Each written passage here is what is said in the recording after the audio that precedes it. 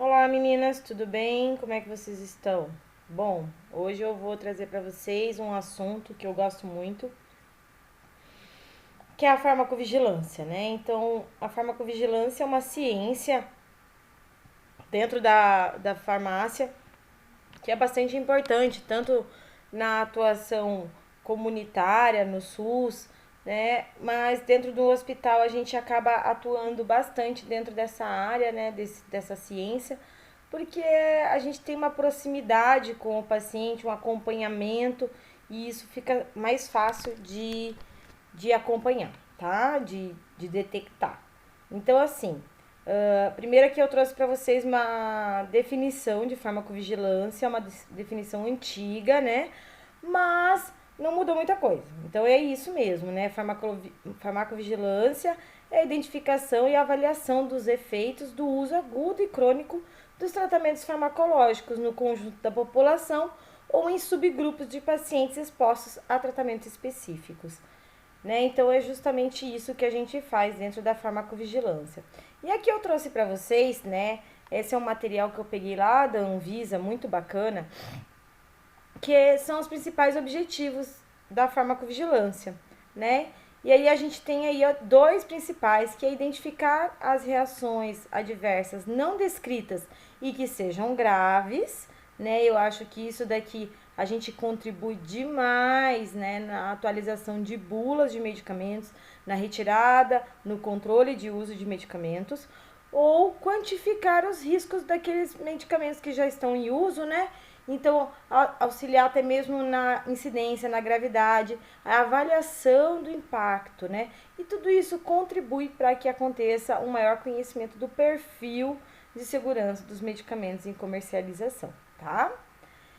A gente tem aí algumas ações reguladoras em farmacovigilância, né? Então, o que pode acontecer em cima disso?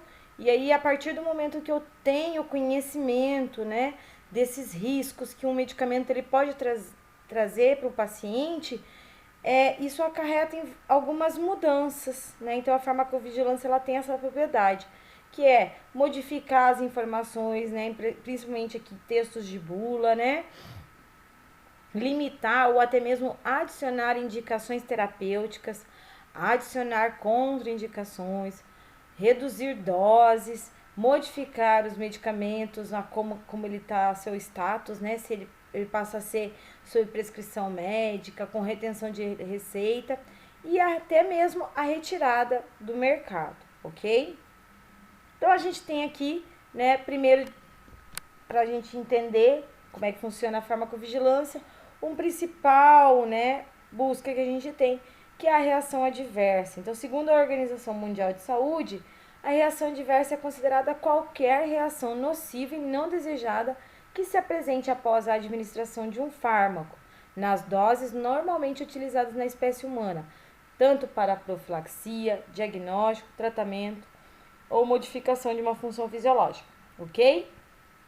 E aí, quando acontece uma reação adversa, a gente precisa notificar.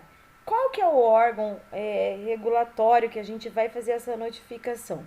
Então, justamente, né, a Agência Nacional de Vigilância Sanitária, a Anvisa, é responsável por isso. Até final do ano, a gente tinha um site que era o site do Notivisa, tá? Lá a gente fazia todos os relatos de reação adversa. Em janeiro desse ano de 2020, foi implantado um site novo, que é o Vigimed.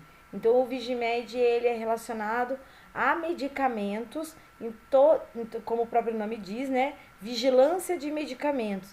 Ele é um site muito mais completo, com muito mais informações, e aí a gente consegue ter uma busca, uma pesquisa, né? A própria vigilância consegue definir melhor essas reações adversas que acontecem. E o Notivisa passou a ser utilizado só para tecnovigilância, ok? E aí, quando a gente fala de reação adversa, a gente tem que lembrar sempre de notificação, né? E a maioria das formas de se trabalhar com notificação é a notificação espontânea. O que é isso, né? Então, basicamente, a gente vai, então, tomar né, uma suspeita de uma reação adversa e fazer uma notificação por qualquer profissional de saúde. Então, assim, qualquer profissional de saúde que estiver na assistência de um paciente, ele tem, né, o dever de notificar o farmacêutico, de notificar a vigilância, se ele detectar uma suspeita de reação adversa, tá? Muitas vezes a gente trabalha com um fluxo em que enfermeiro, dentro de um hospital, né? Em que um enfermeiro que está lá na assistência, no cuidado do paciente, ao detectar uma reação adversa, ele starta o processo, então ele chama o farmacêutico, ele preenche um formulário e encaminha para o farmacêutico, né? Então, assim, existe uma comunicação com o farmacêutico e nos hospitais que se trabalha também com o núcleo de segurança do paciente, essa notificação, ela também precisa estar chegando nesse núcleo, tá? Então, é uma cadeia, né, para que a gente possa rastrear se foi um erro, se foi um problema do paciente mesmo, se foi um problema de lote, né? Poder investigar melhor. Então, quanto mais profissionais com conhecimento, né, e habilitados envolvidos, melhor, porque a gente tem aí uma discussão desse caso e isso torna, né, um crescimento para evitar que isso aconteça novamente, ok? Aí a gente tem aí, né, como que vai chegar essa notificação, né? Então, assim, se eu criar um formulário, a gente tem que pensar no seguinte, né? Quais são os itens essenciais que eu preciso colocar dentro desse formulário, né? O que eu preciso saber? Então, assim, toda vez que eu tiver um formulário, eu preciso saber o nome completo do meu paciente, né? Se é o segmento, é a primeira notificação, para eu poder avaliar a qualidade dessa notificação. Quando for falar do medicamento, né, a gente tem que tomar cuidado, esses medicamentos eles vão usar qual os nomes, né? Então vai usar o nome genérico, vai usar o nome comercial, o nome da prescrição, porque a gente vê, principalmente os profissionais da saúde, da assistência direta, às vezes eles estão acostumados a usar o nome comercial, e aí às vezes você dispensou, né, tá prescrito genérico, mas está acostumado a usar o nome comercial, e ele faz um relato com o nome comercial, e isso pode gerar um problema, né, lá pra frente, porque você vai estar notificando o medicamento errado, tá? A questão da relevância da reação, então assim, a gente trabalha de uma seguinte forma, né? Existe uma necessidade, às vezes, da gente avaliar, dependendo do porte do hospital, se eu tenho condições de notificar ao órgão público, né, à vigilância, toda e qualquer reação, né? Então, se eu estou na dúvida e se eu tenho capacidade, eu não posso notificar tudo. Mas eu tenho muita notificação, se eu sou um hospital muito grande, eu tenho só um farmacêutico para fazer farmacovigilância, e aí chega, né, fichas e fichas de notificação todo dia.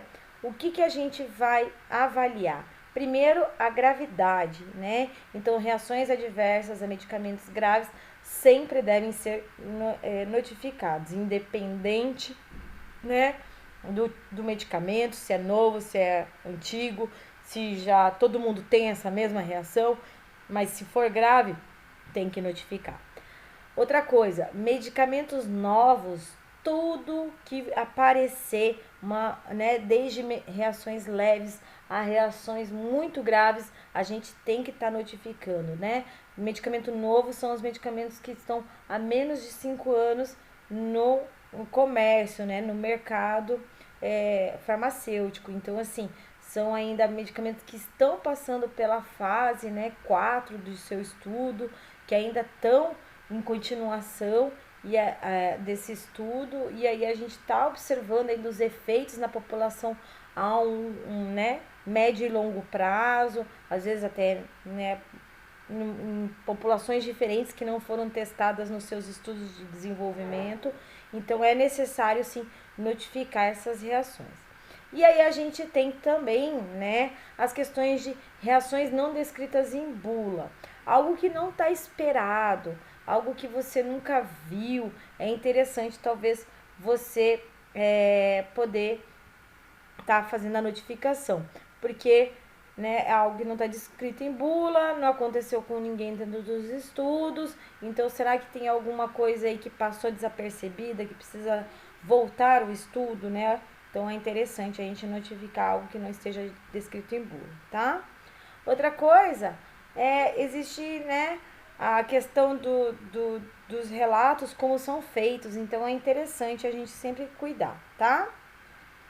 Aqui eu vou passar, e aí a gente tem alguns tipos de problemas relacionados, né? Então, os erros de medicação também podem estar relacionados às reações adversas.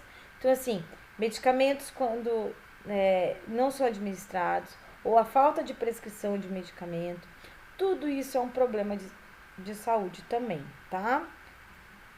Aqui a gente vai fazer sempre a análise de causalidade. Então, assim, eu tenho uma reação de um medicamento, o paciente tomou um medicamento, eu preciso fazer a relação entre a exposição e o aparecimento dessa reação, para poder entender se realmente foi esse medicamento ou se foi outra substância que possa ter causado a reação, ok? Então, assim, primeiro a gente vai fazer essa avaliação de forma, né, que eu possa estar relacionando a probabilidade. Então, o que a gente tem hoje de ferramenta, né? Eu lembro que eu trabalhei com vocês lá na assistência farmacêutica, um pouquinho disso. A gente falou do algoritmo de Naranjo, né? Então, eu coloquei aqui, tá aqui embaixo, se não me engano. Deixa eu ver.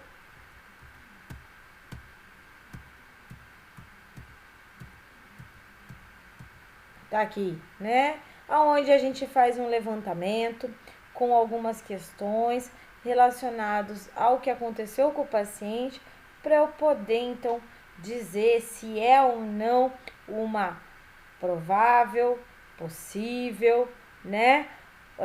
Definida relação entre o medicamento ou não.